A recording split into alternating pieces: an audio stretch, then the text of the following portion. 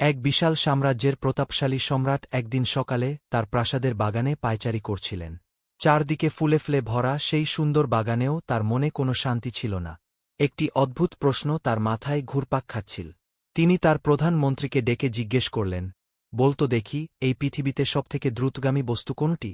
মন্ত্রী হালকা হেসে বললেন, জাহাপনা, আগামীকাল রাজসভায় আমি এর উত্তর দেব। পরদিন রাজসভা বসলে সম্রাট সবার সামনে একই প্রশ্ন রাখলেন। সভায় উপস্থিত পণ্ডিতরা নিজেদের মধ্যে আলোচনা শুরু করলেন। কেউ বললেন, সবথেকে দ্রুত চলে শিকারী চিতা, আবার কেউ বললেন, না, বাতাসের গতি সবথেকে বেশি, আর কেউ কেউ বললেন, আরব ঘোড়াই হল দ্রুততম। সবাই যখন নিজেদের মতামত দিচ্ছিল, তখন মন্ত্রী শান্তভাবে দাঁড়িয়ে বললেন, জাহাপনা, এই পৃথিবীতে মানুষের মনই হল সবথেকে দ্রুততম বস্তু। মন এক নিমেষে এক পৃথিবী থেকে অন্য পৃথিবীতে পৌঁছে যেতে পারে।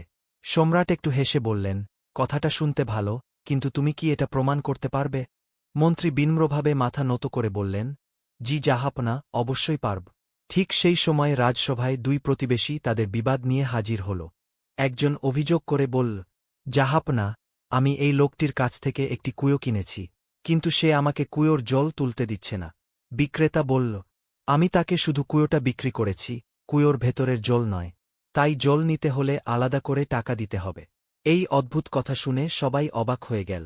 অসহায় ক্রেতা ন্যায়বিচারের আশায় দাঁড়িয়ে রইল। সম্রাট মন্ত্রীর দিকে তাকিয়ে বললেন, এবার তুমি এর বিচার করো। মন্ত্রী শান্তভাবে বিক্রেতার দিকে তাকিয়ে মুচকি হাসলেন এবং বললেন, তোমার যুক্তি যদি ঠিক হয় যে তুমি শুধু কুয়ো বিক্রি করেছ, তাহলে কুয়োর ভেতরে তোমার জল রাখার কোনো অধিকার নেই, কারণ কুয়োটি এখন অন্যের সম্পত্তি। হয় তুমি এখনই তোমার সব জল কুয়ো থেকে বের করে নাও, নয়তো কুয়ো দখল করে জল রাখার জন্য প্রতিদিন ভাড়া দাও। এই কথা শুনে বিক্রেতা স্তব্ধ হয়ে গেল। সে বুঝতে পারল তার চালাকি আর কাজ করবে না। মুহূর্তের মধ্যেই সে নিজের ভুল স্বীকার করে ক্ষমা চাইল। মন্ত্রী তখন সম্রাটকে বললেন, দেখলেন তো জাহাপনা, মানুষের মন কত দ্রুত কাজ করে। সে মুহূর্তেই নিজের লাভক্ষতি বুঝে সিদ্ধান্ত নিয়ে ফেল।